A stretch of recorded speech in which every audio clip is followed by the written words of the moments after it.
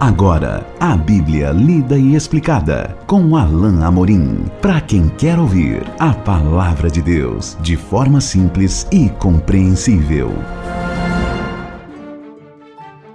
Olá, querido ouvinte, querida ouvinte. Esse é mais um programa, a Bíblia lida e explicada. E eu espero que você já esteja a postos com a sua Bíblia na mão, porque nós vamos continuar o nosso estudo do Evangelho segundo Mateus. Já estamos no capítulo 2, ontem vimos os primeiros versículos e hoje vamos continuar exatamente de onde paramos. Vamos então retomar o texto do Evangelho de Mateus capítulo 2 a partir do versículo 7 e vamos até o versículo 12. Leiamos então a palavra de Deus. Com isso, Herodes, tendo chamado secretamente os magos, inquiriu deles com precisão quanto ao tempo em que a estrela aparecera. E, enviando-os a Belém, disse-lhes: Ide informar-vos cuidadosamente a respeito do menino, e quando o tiverdes encontrado, avisai-me, para que eu também possa ir adorá-lo. Depois de ouvirem o rei, partiram, e eis que a estrela que viram no oriente os precedia, até que, chegando, parou sobre onde estava o menino. E vendo eles a estrela, alegraram-se com grande e intenso júbilo. Entrando na casa, viram o menino com Maria, sua mãe. Prostrando-se, o adoraram, e, abrindo seus tesouros, entregaram-lhe suas ofertas, ouro, incenso e mirra. Sendo por divina advertência prevenidos em sonho para não voltarem à presença de Herodes, regressaram por outro caminho à sua terra.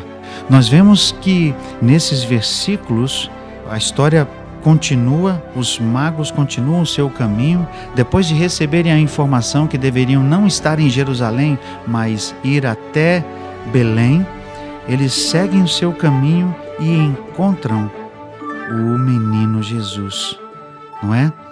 É isso que nós vemos registrado aqui. Herodes chamou os magos, não é? E queria saber mais um pouco de informação e dar a ordem específica para que eles se informassem cuidadosamente, não é? Ele queria que os magos conferissem se aquilo que os sábios, né, do seu reino, os seus escribas tinham informado era realmente verdade. E se fosse verdade, ele queria saber disso. Mas nós sabemos que Herodes não tinha boas intenções.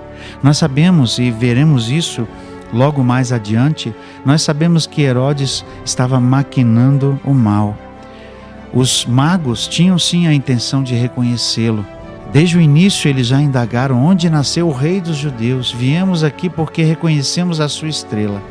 Herodes não sabia, não estava preocupado com isso, mas agora que havia recebido a informação, ele quer saber mais detalhes, mas ele, na verdade, estava maquinando o mal contra Jesus. O verso 8 registra que eles foram então até Belém, receberam a incumbência de Herodes para que fosse avisado, para que ele fosse também adorá-lo. Mas esse era um disfarce, essa postura de Herodes não era realmente verdadeira. Verso 9 diz assim: Depois de ouvirem o rei, partiram os magos. E eis que a estrela que viram no oriente os precedia, até que chegando parou sobre onde estava o menino. Alguns estudiosos, como nos aponta Craig Blomberg, que é um dos estudiosos que eu tenho lido em preparação para os nossos estudos aqui, ele menciona o fato de que alguns têm ponderado sobre essa estrela, se era um cometa, se era algo sobrenatural, se era algo que poderia ser visto novamente, não é? Existe especulação sobre, por exemplo, até mesmo a passagem do cometa Halley naquela época, mas esse texto realmente parece indicar que essa foi uma ocorrência extraordinária, milagrosa. Assim como todos os eventos que cercaram o nascimento de Jesus, esse foi mais um evento milagroso. Essa estrela certamente foi algo que Deus enviou especificamente para esse tempo. E a estrela que ia adiante deles, como diz o verso 9, parou exatamente onde estava o Senhor Jesus. Certamente com o seu brilho iluminando o caminho até que eles chegassem ao lugar onde Jesus estava. Verso 10 diz assim: e vendo eles a estrela, alegraram-se com grande e intenso júbilo. Você consegue perceber o grande contraste? Você consegue perceber a diferença da reação de Herodes, que ficou alarmado, ficou atordoado, e também o povo de Israel ficou alarmado, assustado, como se eles soubessem de uma promessa que viria, mas não prestassem atenção ao que estava realmente acontecendo? No entanto, nós vemos que os magos, vendo a estrela, se alegraram com grande júbilo. Eles estavam felizes porque finalmente haviam chegado ao seu destino. Finalmente eles conheceriam aquele a quem estavam procurando, o Messias, o Rei. Esses magos vieram de longe, lá da Pérsia, da Babilônia. A Babilônia, alguns dizem, e o estudioso Blomberg disse isso também, eles eram conhecidos por sua pesquisa das estrelas, por seu conhecimento com relação aos astros. Certamente era um lugar de astrologia, mas nós vemos uma atitude diferente nesses magos. Eles conheciam a profecia, eles conheciam a promessa, e alguns estudiosos especulam se realmente eles não conheciam por causa da presença de um homem de Deus lá nas terras da Pérsia, muitos anos antes desse evento aqui acontecer. Seu nome, Daniel. Provavelmente o profeta Daniel havia deixado lá marcas ou um registro, talvez escrito, de que a promessa um dia se cumpriria e viria o grande rei de Israel. E esses homens, de posse dessa informação e indagando e perguntando, chegam para constatar que realmente Jesus havia nascido e constatar que aquele não era nada menos que o grande Messias, o Rei Jesus. E vejam então a reação deles. Eles se alegraram com intenso júbilo. O verso 11 diz então: entrando na casa, viram o menino com Maria sua mãe. Prostrando-se, o adoraram. Que imagem maravilhosa deve ter sido essa, que momento marcante. Marcante para Maria e para José, que recebem ali 3 visitantes de forma inusitada, de forma repentina, e esses visitantes se prostram e adoram.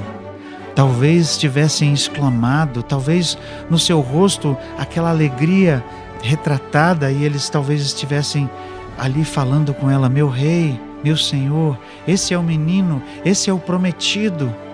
Vejam que grande contraste, a alegria dos magos. Alguns chegam a afirmar que eles eram reis. Nós não temos certeza disso, o texto não diz. O texto não diz sequer que eram 3, como comumente a gente ouve nas histórias e historicamente temos ouvido. Nós apenas sabemos que eram 3 presentes. Nós supomos que, pelo fato de serem 3 os presentes mencionados, são na verdade 3 magos, mas nós não temos certeza desse fato. Mas o fato é que nós temos a certeza absoluta de que eles reconheceram que Jesus era o prometido, que ele era o Rei, o Messias, e eles se prostraram, ou seja, eles se ajoelharam e adoraram o Senhor Jesus. E mais, eles abriram os seus tesouros, como diz o restinho do verso 11, e entregaram-lhe suas ofertas: ouro, incenso e mirra. Algumas coisas interessantes nós podemos observar com esses 3 presentes. Primeiro, eram presentes caríssimos: o ouro, o incenso e a mirra. Certamente, como dizia um professor meu, eles haviam recebido aqueles presentes ali porque logo precisariam usar o seu valor. Talvez José tivesse disposto, tivesse vendido parte daquele presente para que pudesse fazer a sua viagem ao Egito. Nós vamos ver que isso vai acontecer logo em seguida, e ali no Egito se sustentasse. Mas William Barclay traz uma observação interessante sobre o conteúdo, ou seja, sobre os próprios presentes: ouro, incenso e mirra. O ouro era algo que os reis sempre tinham, marcavam a sua nobreza. O incenso era algo ligado aos sacerdotes, porque o incenso era oferecido a Deus como aroma suave. E a mirra era algo que era usado para embalsamar, para preparar os mortos para o seu sepultamento. E Barclay registra aqui algo que certamente faz sentido. Esses três eram um reconhecimento da realeza de Jesus com ouro, do fato de que ele seria o sacerdote, o sumo sacerdote, como nos diz o livro de Hebreus, mas também o fato de que um dia ele morreria pela nação de Israel. É isso que nós vamos continuar a ver no desenrolar dessa história no nosso próximo encontro. E até lá, que Deus te abençoe. Acesse agora nossa plataforma e baixe os podcasts www.rede316.com.br. A Bíblia lida e explicada com Alain Amorim.